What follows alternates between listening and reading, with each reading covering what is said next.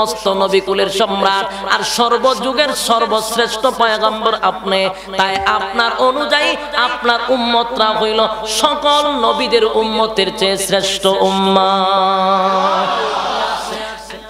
কিন্তু একটা ইবাদত নামাজ জমিনে নিয়ে আসে নাই। আল্লাহর নবীর সাত আসমান টপকাইয়া সিদরাতুল মুনতাহায় নিয়া আর সাজিমে বসাইয়া বন্ধুরে বন্ধু নামাজ দিছে।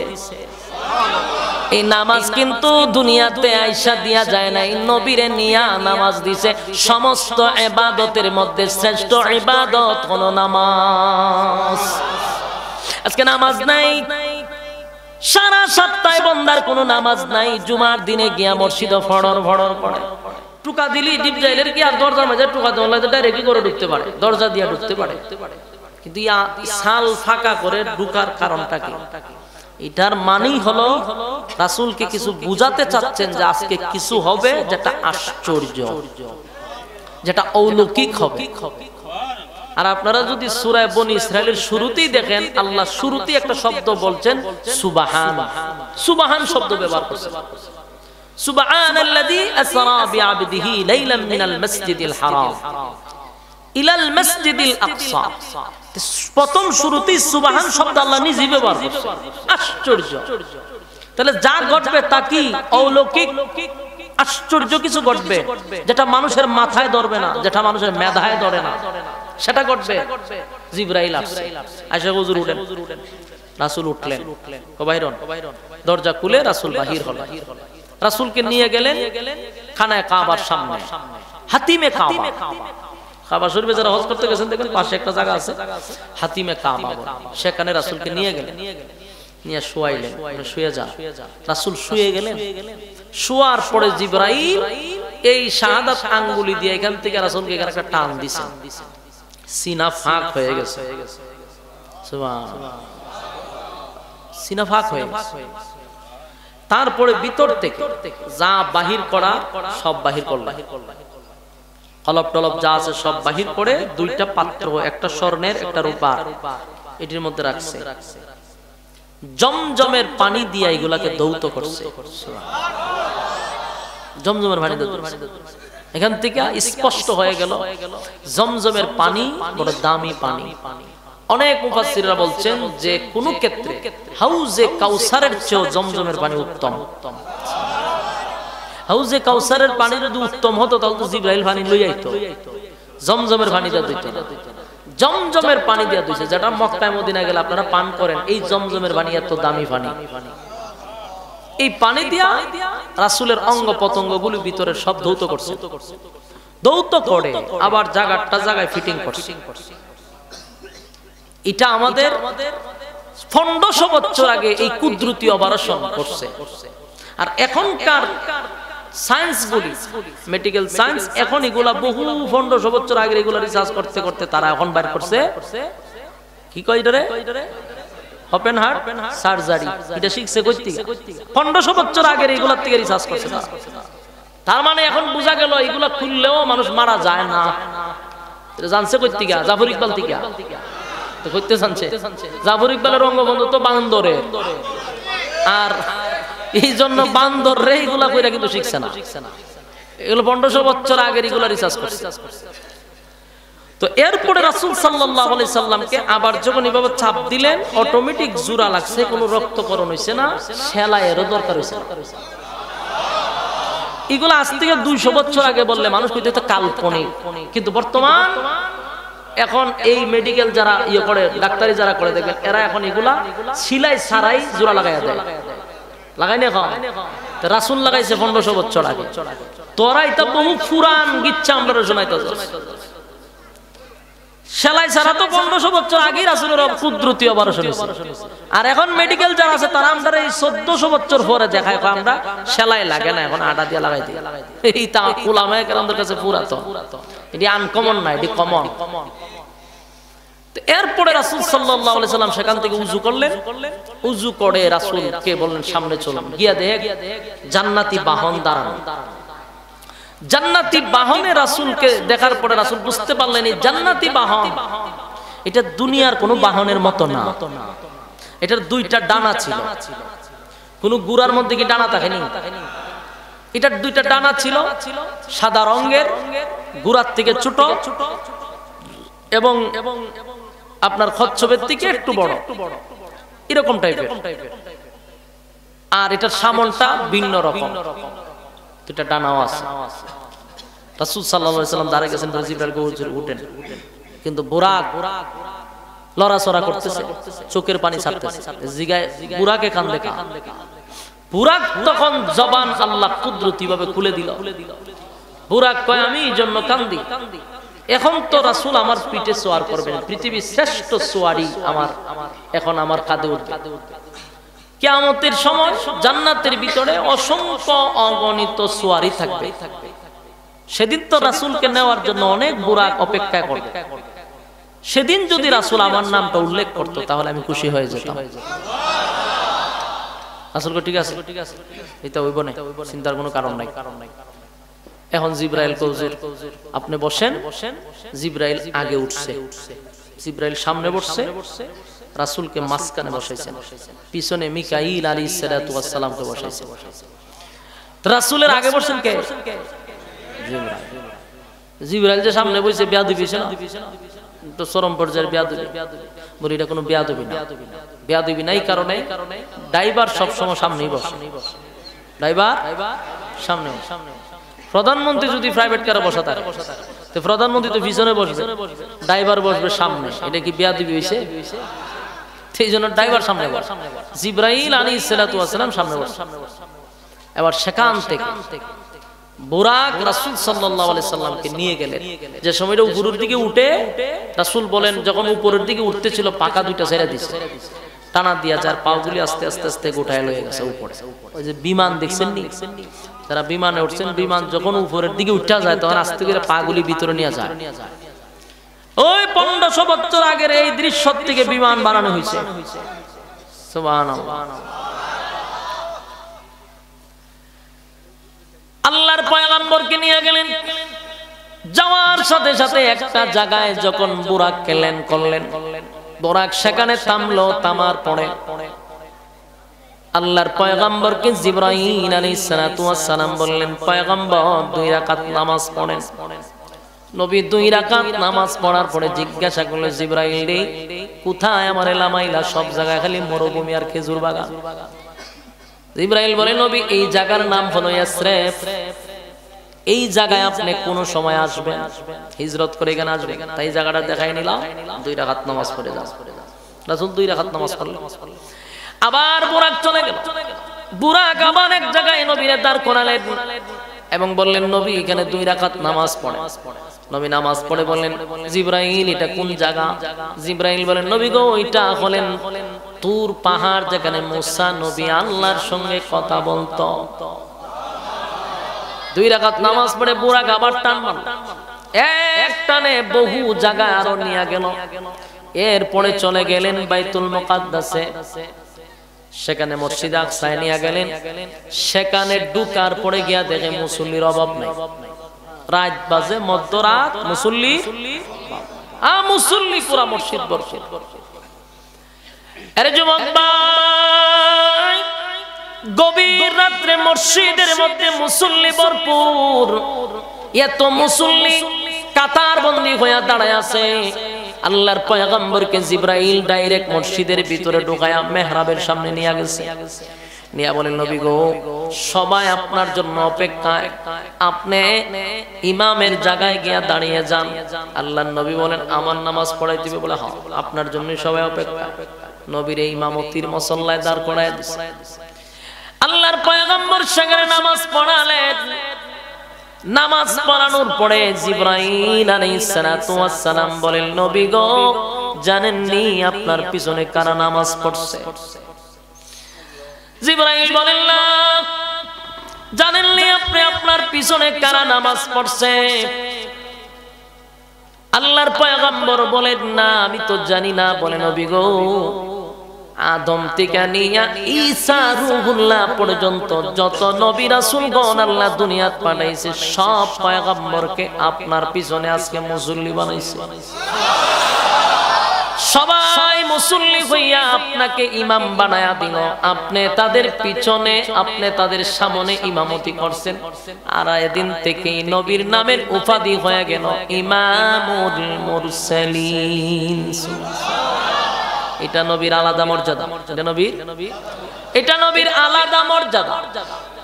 সমস্ত নবী রাসূলগণের ইমাম বানায়া দিল রে আল্লাহর পয়গম্বরকে, সমস্ত নবী রাসূলগণের ইমাম বানায়া দিল। পয়গম্বর নামাজ পড়াইলেন, এর দ্বারা ইমামুল মুরসালিন হয়ে গেল। নবী নামাজ পড়ানোর পরে সেখানে বক্তব্য দিল, ওয়াজ করলো, আদম থেকে নিয়া ঈসা নবী পর্যন্ত সংক্ষেপে সংক্ষেপে বক্তব্য দিছে সবাই। সবার বক্তব্য শেষে পয়গম্বর যখন সমাপনী একেবারে শেষ বক্তব্য দিলেন, সমস্ত নবী রাসূলগণ পয়গম্বরের বক্তব্য শুনে বলেন যে এই জন্যই উনি সমস্ত নবী কুলের সম্রাট। বক্তব্য শুনে এরা মুগ্ধ হয়ে গেছে যে এত সুন্দর বক্তব্য, আমরাও বক্তব্য দিলাম, মুহাম্মদও বক্তব্য দিল। সবার বক্তব্যগুলি ফলো করে দেখলাম যে উনাকে আল্লাহ কেন শ্রেষ্ঠত্ব দান করছে। লম্বা ঘটনা, মূল ঘটনা আপনাদেরকে বোঝাইতে চাই মেরাজ কেন হইল এবং মেরাজ থেকে আমরা কি পেলাম, এই বিষয়টা বোঝানোর জন্য আপনাদেরকে নিয়ে যাচ্ছি। এবার পয়গম্বর তো বক্তব্য দিল, সবার সঙ্গে সাক্ষাৎ হইল, কথাবার্তা হইল। সেখান থেকে পয়গম্বরকে আবার বোরাকে করে নিয়ে গেল। আর বোরাকিটা বারকুন থেকে আসছে, বিদ্যুৎ আসছে বারকুন থেকে। এখন একটা জিনিস খেয়াল করবেন, বিদ্যুতের গতি হইল 1,83,000 কিলোমিটার। 1,86,000 কিলোমিটার এক সেকেন্ডে। কত সেকেন্ডে? কিন্তু বুরাক যেটা রাসূলকে নেওয়া হয়েছিল এটাও বিদ্যুৎ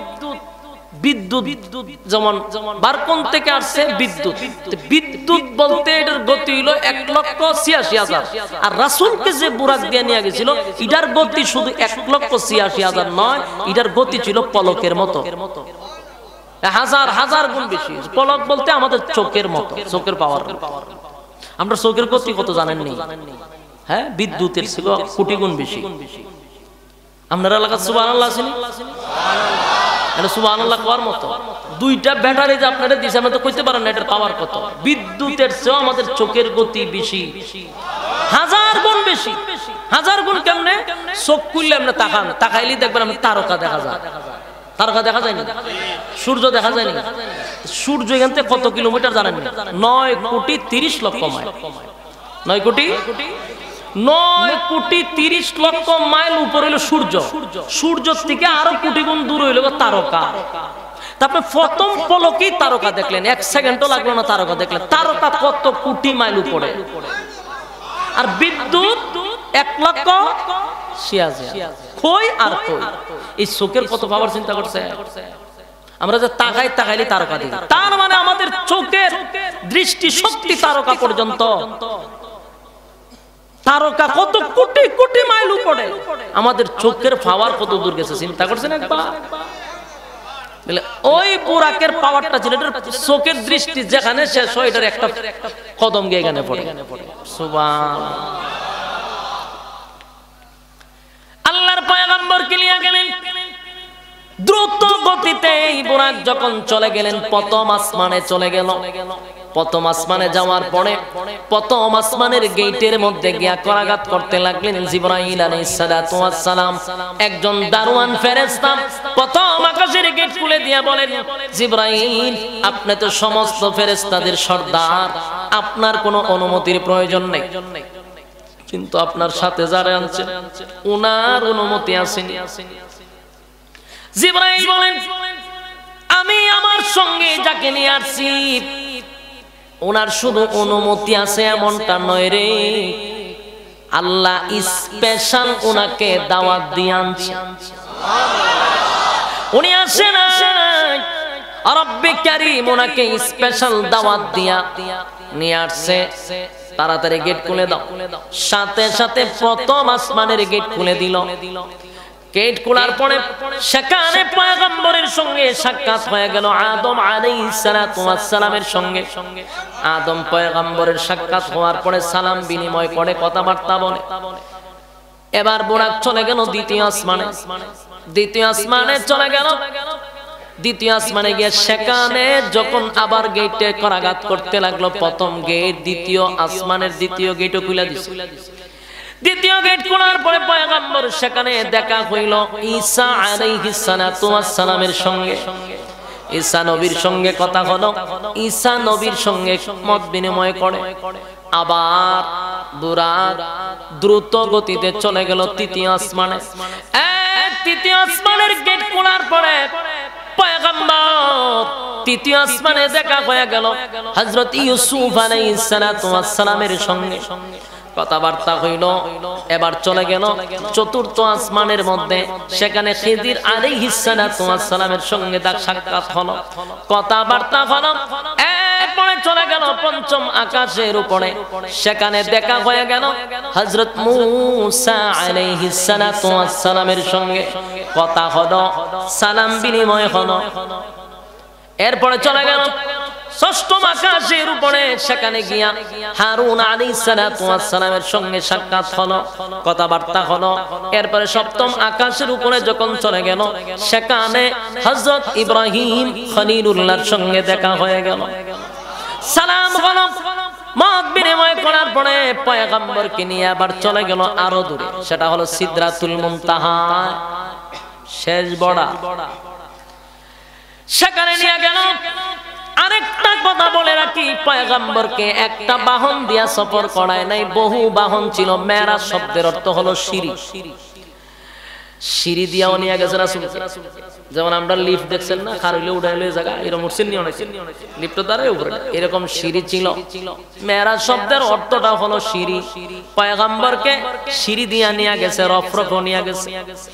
সিদরাতুল মুনতাহায় যখন পয়গম্বর গেলেন, একেবারে বর্ডার গাড়ে যখন চলে গেলেন, সেখান থেকে আবার স্পেশাল একটা বাহন দিয়া নিয়ে গেছে রফরফ।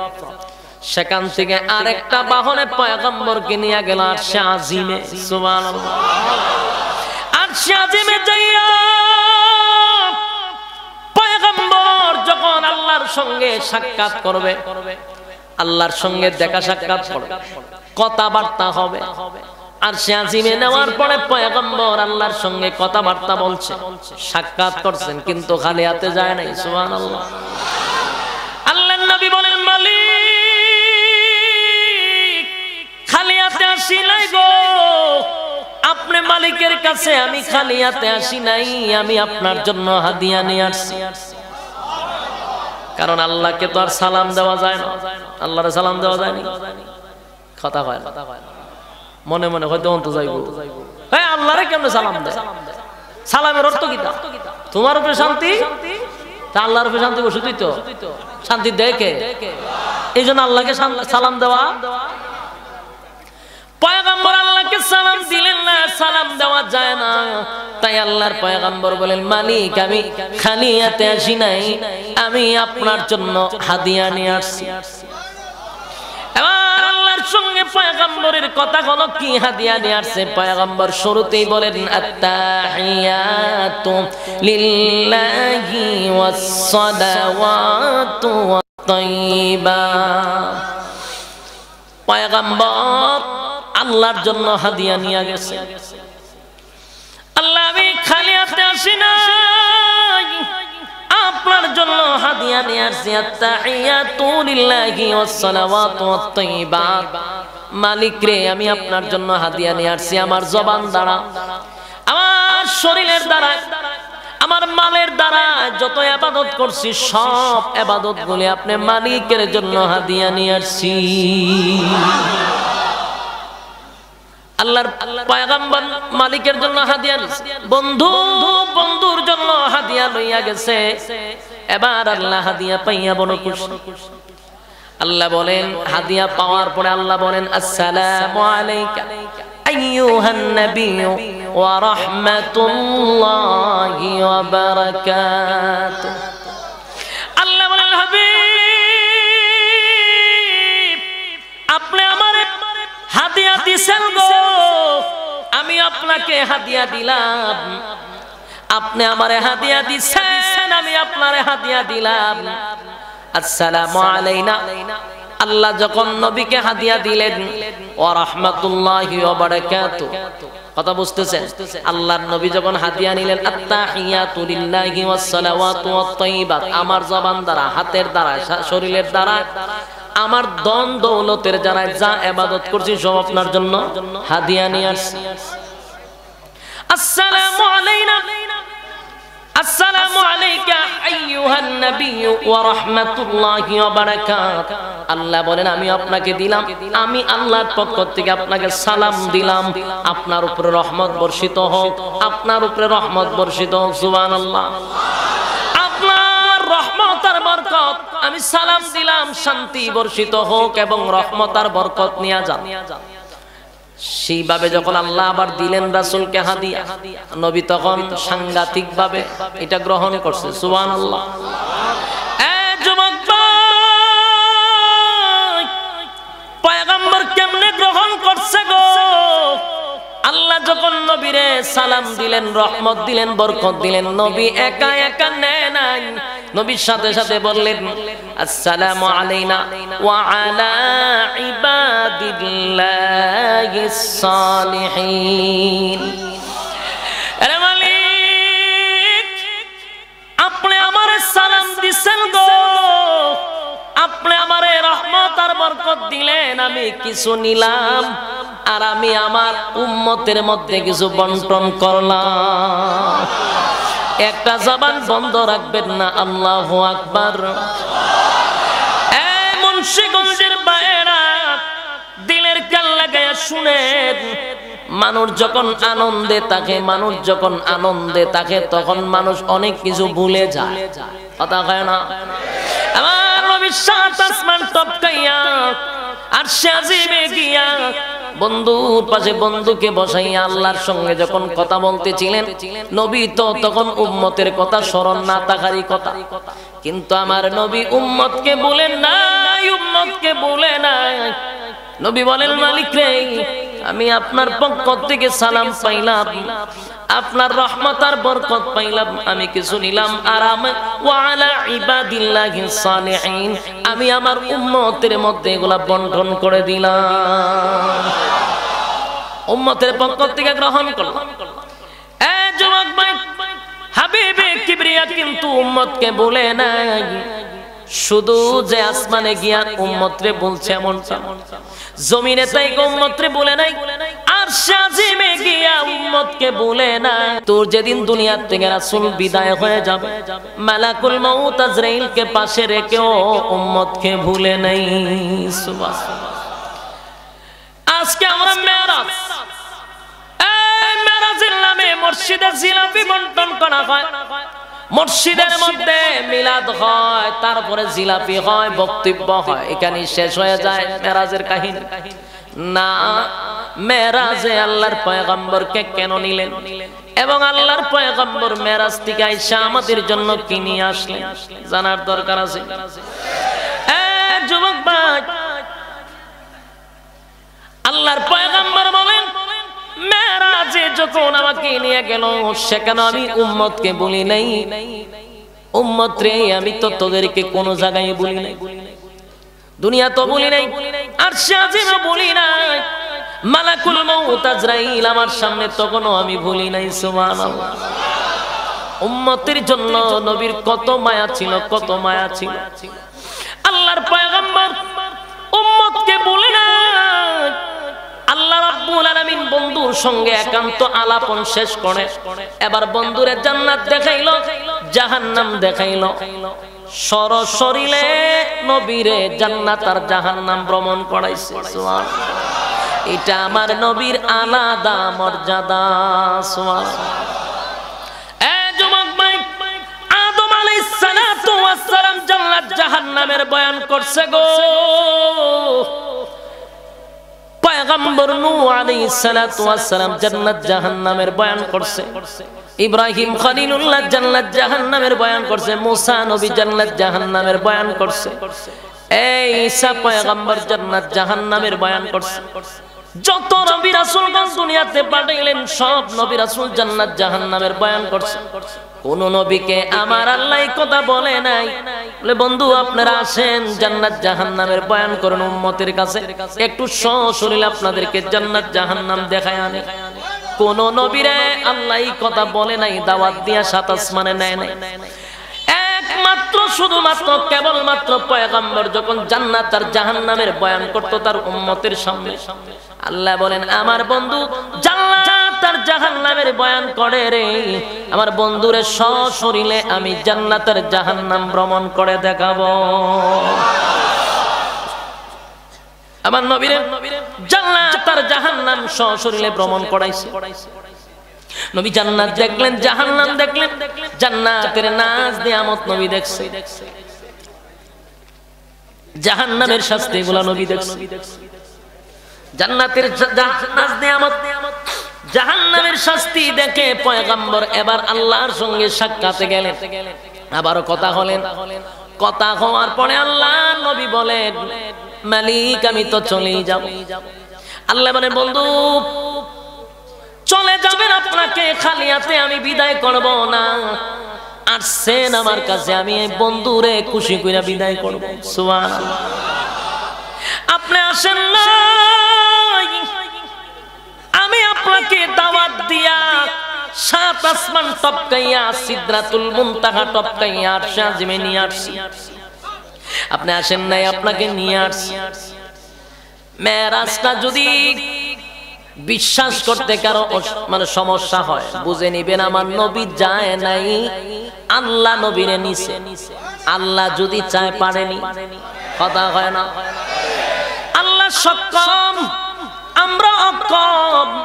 এই জন্য আল্লাহ বলেন সুবহান শব্দ প্রথমে ব্যবহার করছে। এর দ্বারা এটা বোঝায় আমি আল্লাহ সক্ষম, তাই আমার দ্বারা সম্ভব। আমি চাইছি আমার বান্দাকে আমি মধ্যরাত্রির ভিতরে আমি সাত আসমান টপকাইয়া সিদরাতুল মুনতাহায় টপকাইয়া আমার বান্দাকে আমি আরশে আজিমে নিয়ে আসছি। সুবহানাল্লাহ। এবার পয়গম্বরকে বলেন বন্ধু খুশি করে দিব, বেজার করে দিব না। বন্ধুর বাড়িতে বন্ধু আসছেন, আপনারে বেজার করে আমি দিব না। আল্লাহর নবী তখন বলেন মালিক রে আমি ততক্ষণ না খুশি হব না যতক্ষণ না পর্যন্ত আমার উম্মতের ফয়সালা না হয়। আমার উম্মত যদি জাহান্নামে যায় গো, আমি নবী কোনোদিন খুশি হব না। জবান বন্ধ রাখেন না, আল্লাহু আকবার বলেন। নবী ডাক দিয়া বলেন মালিক আমার উম্মত যদি জাহান্নামে যায় গো, আমি নবী কোনোদিন খুশি হব না, কোনোদিন খুশি হব না। আল্লাহর নবীকে আল্লাহ সান্ত্বনা দেওয়ার জন্য, খুশি করে দেওয়ার জন্য নবীরে প্রস্তাব দিলেন। আগে বন্ধু আপনাকে আমি দুইটা প্রস্তাব দিব, যেটা আপনার পছন্দ হয় সেই প্রস্তাবে আপনি রাজি হবেন। আমি আপনাকে দুইটা প্রস্তাব দিলাম। প্রথম নাম্বার প্রস্তাব হলো আমি আপনার উম্মতের মধ্যে অর্ধেক উম্মতকে জাহান্নামে দিব, অর্ধেক উম্মতকে জান্নাতে দিব। এটা প্রথম প্রস্তাব। দ্বিতীয় প্রস্তাব হলো আপনার নেককার উম্মতকে আমি জান্নাত দিব, বদকার উম্মতকে জাহান্নামে দিব। আর আপনার এক্সট্রা একটা পাওয়ার দিব হাসরের মাঠে। আপনার উম্মতের মধ্যে যারে খুশি আপনি তারে স্পেশালি সুপারিশ করে জান্নাতে দিতে পারবেন। বলুন তো দেখি প্রস্তাব কোনটা ভালো লাগছে? কথা হয় না। দ্বিতীয় প্রস্তাব যেমন আপনাদের কাছে ভালো লাগছে রে, আমার নবীও প্রথম প্রস্তাবে রাজি হয় নাই, দ্বিতীয় প্রস্তাবে রাজি হইলেন। আমার নেককার উম্মত জান্নাতে যাবে, বদকার উম্মত জাহান্নামে যাবে। আর জাহান্নামীদেরকে নবী সুপারিশ করে জান্নাতে নেওয়ার নবীরে স্পেশাল একটা পাওয়ার দিবে। এটা আমার নবীর আলাদা মর্যাদা, নবীর আলাদা মর্যাদা। পয়গম্বরকে আবার খুশি করলেন। যাওয়ার সময় আল্লাহ বলে বন্ধু খুশি হয়েছেন? আল্লাহর নবী কয় মালিক খুশি তো হইলাম, কিন্তু মনের মধ্যে একটা কষ্ট। বন্ধু আপনি কষ্ট পাবেন এটা আমি আল্লাহ বরদাস্ত করতে পারি না। কি কষ্ট লইয়া আপনি যাইবেন? বলে আল্লাহ আমি তো 7 আসমান টপকাইয়া সিদরাতুল মুনতাহা টপকাইয়া তুমি আমারে আরশে আজিমে নিয়ে আসছো, তোমার সঙ্গে আমার সাক্ষাৎ হইছে, দিদার হইছে, কথা বলছি, আমার উম্মত তো আর আপনার সঙ্গে কথা বলতে পারলো না। সুবহান, উম্মতের জন্য কত মায়া, উম্মতের জন্য হাবিবের কত মায়া। আল্লাহ বলেন বন্ধু আপনি আমার সঙ্গে 7 আসমান আইসা মেরাজ করছেন, আপনার মনের ভিতরে কষ্ট, আপনার উম্মত মেরাজ করতে পারে না। জান বন্ধু কোনো আবদার ফিরাইয়া দিব না, বন্ধু বন্ধুর বাড়িতে আসছেন বেজার করে আমি আল্লাহ আপনাকে দিব না। এবার আসার সময় নবীকে হাদিয়া দিলেন 50 ওয়াক্ত নামাজ হাদিয়া। কত ওয়াক্ত?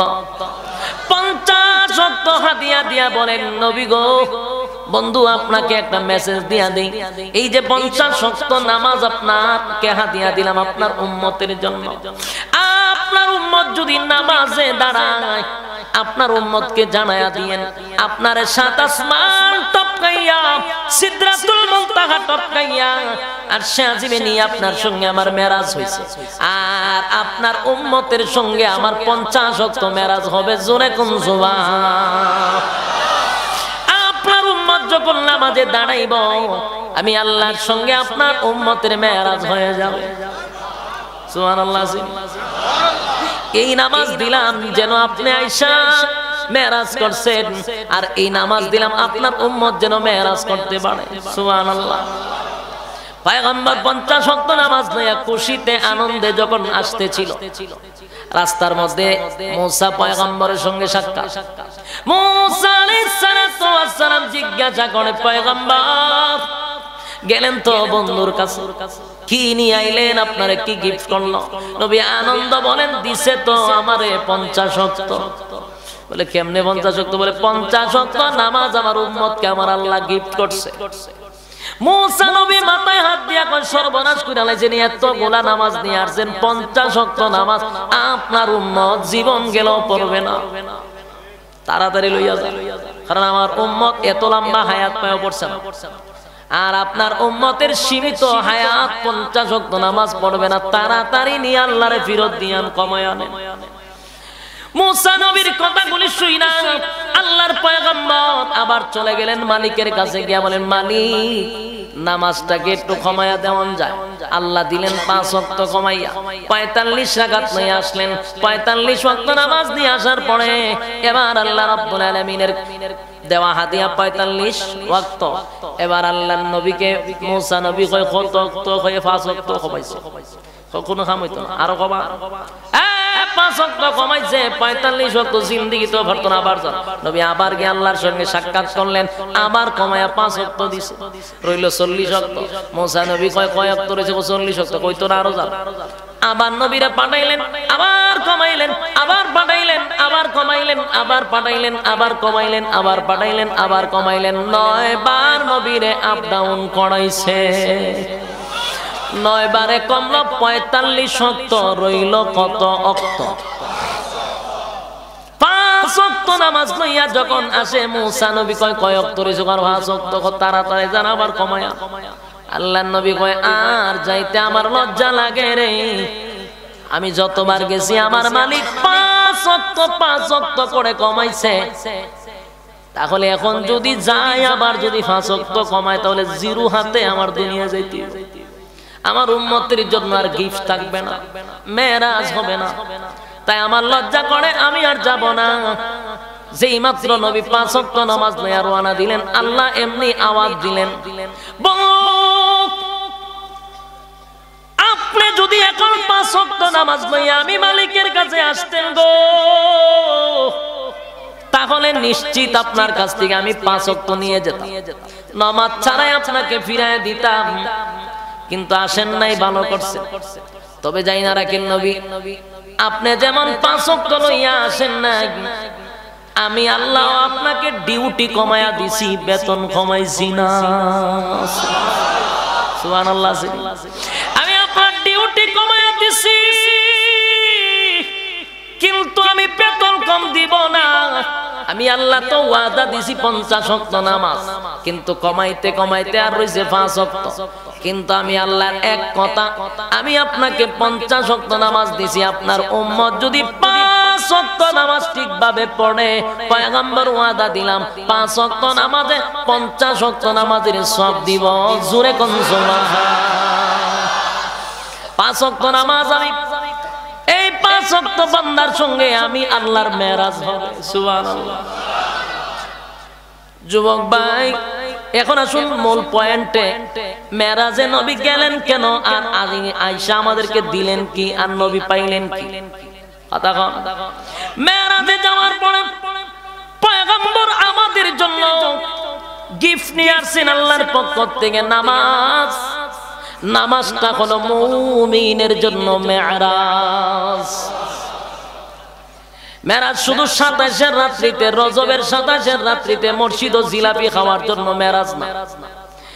মেরাজের 3 তারিখ লেখা তোমার নাম মেরাজ না। এই যে ব্যক্তি 5 ওয়াক্ত নামাজ পড়ে না, তার আবার কিসের মেরাজ, কিসের শবে বড়া? কথা কয় না দি। নামাজের মাধ্যমে আল্লাহর সঙ্গে মেরাজ হয়, সারা বছর নামাজ পড়ে না। আর মেরাজের দিন যদি ইমাম সাহেব মসজিদে কোনো ধরনের বয়ান না করে, তাফালিং দেয়, ও মেরাজের রাত্রি ইমাম সাহেব ওয়াজ করলেন, এই বেটা তোর আবার কি এর মেরাজ? ইমাম সাহেব প্রতি ওয়াক্তে মেরাজ করে, তুই আবার কিসের মেরাজ তালাশ করস? তোর তো নামাজ নাই, তোর আবার কিসের মেরাজ? ইমাম সাহেব 5 ওয়াক্ত মেরাজ করে, সারা বছরকে বছর মেরাজ করে। আর আমরা এখন একটা পাইছি, নির্ধারণ করে লাইছি রজবের 27 তারিখ মেরাজ। এটা যদি একটু ভাবেই ঠিকঠাক থাকতো, তাহলে এটা তারিখও থাকতো, নির্দিষ্ট এটা নিয়ে তো একতলাপ থাকতো না। এরপর মেনে নিলাম তর্কের খাতিরে, কারণ এখন বাংলাদেশের মানুষ নিজেই এখন সব বানাইলা। যদি শিখায় কই পাইছে, বাপ দাদা কইরা গেছে, কই পাইছে বাপ দাদা, বাপ দাদা কইরা গেছে। কিতাবের দরকার নাই, কোরআনের দরকার নাই, বাপ দাদা। কিতাবের নাম কিতাব বাপ দাদা, কিতাবের নাম বাপ দাদা কইরা গেছে। যুবক ভাই, খেয়াল করে দেখবেন, মেরাজের রজনীতে আল্লাহ আমাদেরকে হাদিয়া দিল 5 ওয়াক্ত। এবার আসুন নামাজের মধ্যে মেরাজটা কি পরিমাণ। আল্লাহ বলেন, বন্ধু মুসা আলাইহিস সালাতু ওয়াস সালাম তুর পাহাড়ে আমি আল্লাহর সঙ্গে কথা বলতো গো। তুর পাহাড়ে আমি আল্লাহর সঙ্গে মুসা নবী কথা বলতো। মুসার আর আমার মধ্যে প্রায় 70,000 পর্দা থাকতো। কথা কয় না, কত হাজার। মুসা নবী আমি আল্লাহর সঙ্গে যখন কথা বলতো, তুর পাহাড়ে যখন কথা বলতো, নবী আর আমার মধ্যে 70,000 পর্দা থাকতো। পর্দার ওই পার থেকে মুসা আমার লগে কথা বলতো, আর নবী গো আপনি হলেন সমস্ত নবী কুলের সম্রাট, আমি আল্লাহ আপনাকে আলাদা মর্যাদা দিছি। আপনি যেহেতু আলাদা মর্যাদা, আপনি যেহেতু সমস্ত নবী কুলের সম্রাট আর সর্বযুগের সর্বশ্রেষ্ঠ পয়গম্বর আপনি, তাই আপনার অনুযায়ী আপনার উম্মতরা হইল সকল নবীদের উম্মতের চেয়ে শ্রেষ্ঠ উম্মত। আমাদের নবী যেমন শ্রেষ্ঠ, উম্মতের দিক দিয়েও সমস্ত নবী কুলের উম্মতের মধ্যে আমাদের উম্মত হইল সবচেয়ে শ্রেষ্ঠ। সুবহানাল্লাহ। তাই আল্লাহ বলেন, মুসার সঙ্গে আমার 70,000 পর্দা ছিল। ডাইরেক্ট মুসার আমি কথা বলতাম, কালিমুল্লাহ বলা হইতো মুসাকে। মুসা আল্লাহর সঙ্গে কথা বলতো 70,000 পর্দার ওই পার থেকে। কিন্তু আল্লাহ বলেন, নবী শুনে, মুসার সঙ্গে 70,000 পর্দা টপকাইয়া কথা বলতাম গো। আর আপনার উম্মতকে যে আমি 5 ওয়াক্ত নামাজ দিছি গো নবী, আপনার উম্মত যখন নামাজে দাঁড়াইয়া আমার সঙ্গে কথা বলতে থাকে, আলহামদুলিল্লাহি রাব্বিল আলামিন আর রহমানির রহিম মালিকি ইয়াউমিদ্দিন ইয়াকা না'বুদু ওয়া ইয়াকা নাস্তাঈন ইহদিনাস সিরাতাল মুস্তাকিম সিরাতাল লাযীনা আন'আমতা আলাইহিম গায়রিল মাগদুবি আলাইহিম ওয়ালাদ-দাল্লিন। যখন বান্দা পড়তে থাকে, বান্দার সঙ্গে আমার কথা বলতে থাকি, বান্দার আমি যখন কথা বলি, বান্দার আমি যখন কথা বলি গো নবী, আপনার উম্মত আর আমার মধ্যে মাঝখানে কোনো পর্দা থাকে না। জোরে কোন সুবহান। এক উম্মত আর বান্দা আর মধ্যে কোনো পর্দা থাকে না, কোনো পর্দা থাকে না। আল্লাহ বলেন বান্দা আমার কুদরতি পায়ের মধ্যে যখন সিজদা দেয়, আমি আল্লাহ আমার কুদরতি হাত দিয়া বান্দার মাথাগুলি বোলায়া দেই। জোরে কোন সুবহান। এই জন্য নামাজ এমন একটা গুরুত্বপূর্ণ ইবাদত। মুন্সিগঞ্জের ভাইরা বিরক্ত হইতাছেন, নামাজ এমন একটা ইবাদত, বালিশের সঙ্গে মাথা লাগাইয়া চিন্তা করে দেখবেন ইসলামের যত বিধিবিধান আসছে, যতগুলা আইন কারণ আসছে, সবগুলি জিব্রাইল জমিনে নিয়ে আসছে। এই পর্দা কিন্তু জমিনে নিয়ে আসছে, হজ জমিনে নিয়ে আসছে, যাকাত জমিনে নিয়ে আসছে, কিন্তু একটা ইবাদত নামাজ জমিনে নিয়ে আসে নাই। আল্লাহ নবীর সাত আসমান টপকাইয়া সিদরাতুল মুনতাহায় নিয়া আর সাজিমে বসাইয়া বন্ধুরে বন্ধু নামাজ দিছে। এই নামাজ কিন্তু দুনিয়াতে আইসা দিয়া যায় নাই, নবীরে নিয়া নামাজ দিছে। সমস্ত ইবাদতের মধ্যে শ্রেষ্ঠ ইবাদত হলো নামাজ। আজকে নামাজ নাই, সারা সপ্তাহে বন্দার কোনো নামাজ নাই, জুমার দিনে গিয়া মসজিদে ফড়র ফড়র পড়ে। এদের ফড়র ফড়রে মসজিদে বসা যায় না। এই বেড়া এক ওয়াক্ত নামাজ ইটো আল্লাহ দুনিয়াতে জিব্রাইল দিয়া পাঠায় নাই, আসমানে নিয়া সম্মানের সাথে বন্ধুরে হাদিয়া দিছে। আর আল্লাহ বলেন নামাজ যদি কেউ 5 ওয়াক্ত পড়ে গো নবী, আপনার উম্মত যেন আমার সঙ্গে 5 ওয়াক্তই মেরাজ করবে। জোরে কোন সুবহান। আপনার উম্মতের সাথে আমার মেরাজ হবে 5 ওয়াক্ত। সুবহানাল্লাহ। এই জন্য কিয়ামতের ময়দানে সর্বপ্রথম নামাজের হিসাবটা হবে। আউয়ালু মা ইউহাসাবু বিহিল আবদু ইয়াউমাল কিয়ামাতিস সালাহ। কিয়ামতের ময়দানে সর্বপ্রথম নামাজের হিসাবটা আগে হবে। কিসের হিসাব? আগে হবে। নামাজের হিসাব বড় আগে হবে। নামাজ এমন একটি ইবাদত, ইন্নাস সালাতা তানহা আনিল ফাহশাই ওয়াল মুনকার। নামাজ সমস্ত ফাহশা কাজ থেকে, গুনার কাজ থেকে, সমস্ত অপকর্ম থেকে মানুষকে ফিরায়া রাখে। কথা কয় না দি?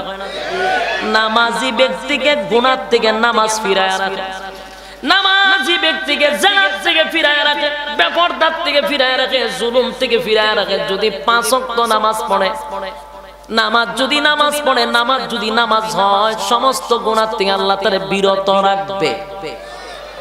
কিন্তু এখন প্রশ্ন হইল, হুজুর নামাজ যে সব গুনাহ থেকে বিরত থাকে, এটা কেমনে বুঝতাম? সমাজের মধ্যে অনেকে নামাজও পড়ে সুদও খায়, নামাজও পড়ে ঘুষও খায়, নামাজও পড়ে বেপরদায় চলে, নামাজও পড়ে মানুষের উপরে জুলুমও করে, নামাজও পড়ে অন্যের জায়গা দখল করে। আছে না নাই? মুন্সিগঞ্জ না থাকতে পারে, 64 জেলা ঘুরে অভিজ্ঞতা আমার যতটুকু হইছে, প্রায় জায়গায় এই সমস্যা আছে। নামাজও পড়ে আবার আগাম কুগামও করে। তাহলে আল্লাহ যে বলল ইন্নাস সালাতা তানহা আনিল ফাহশাই ওয়াল মুনকার, নামাজ সমস্ত গুনাহ থেকে বিরত রাখে রে। তাহলে এই জায়গায় তো দেখা যায় নামাজও পড়ে গুনাহও করে। ঘটনাটা কি? বলে নামাজ যেভাবে গুনাহ থেকে বিরত রাখে, এটাও সত্য, এটাও সত্য। আবার আপনারা বলবেন নামাজও পড়ে ঘুষও খায়, নামাজও পড়ে জেনা ব্যভিচার করে, নামাজও পড়ে অন্যায় করে, এটাও সত্য। তাহলে দুনো সত্য একসাথে হয় কেমনে? বাস্তব না অবস্থা? আল্লাহটাও সত্য, আপনারটাও সত্য, তো দুই সত্য তো একসাথে হওয়া কথা না, কিন্তু দুটোই সত্য। কেমনে সত্য? আসুন, নামাজ পড়লে গুনাহ থেকে মানুষ বিরত থাকে, নামাজ তারে গুনাহ থেকে ফিরায় রাখে। আবার নামাজ পড়ে আকাম কুকামের পিএইচডিও করে। দুটোই সত্য হয় কিভাবে? সত্য দুটোই ভাবেই হয়।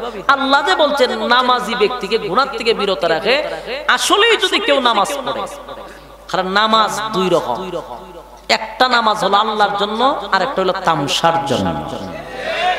যেমন আল্লাহর জন্য যে নামাজ পড়ে, নামাজ যদি ইখলাসের সাথে পড়ে, আল্লাহর সন্তুষ্টির জন্য নামাজ পড়ে, লোক দেখানো না, এই নামাজ তাকে গুনাহ থেকে বিরত রাখবে।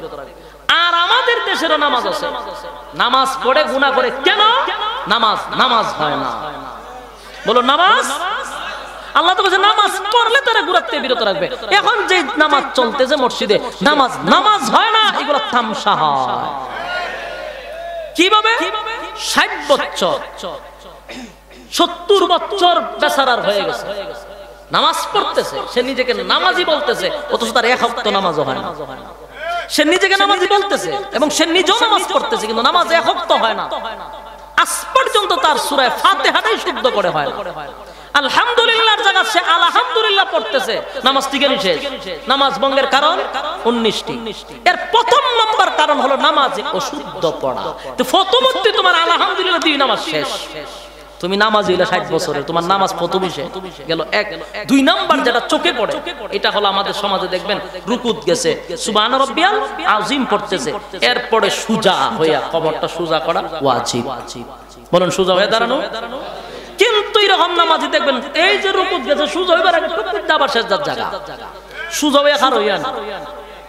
মাঝে মধ্যে মসজিদে গেলে নামাজ পড়ে না, দেখেন মসজিদের মুসল্লি নামাজ দেখেন। নামাজি ব্যক্তিকে গুনাহ থেকে বিরত রাখবে, নামাজিকে গুনাহ থেকে বিরত রাখবে। সে গুনাহ করতে চাইলো, নামাজে তারা ফিরে রাখবো। সে নিজে বলবে আমি তো নামাজ পড়ি, আমি কাজটা কেমনে করি, অটোমেটিক ফিরে যাবে। আমি তো নামাজ পড়ি, আমি গুনাহ কাজটা করতে পারি, এটা তার ভিতরে বাইরেই বোঝে না আমি নামাজি, আমার দ্বারা কাজ হইতে পারে।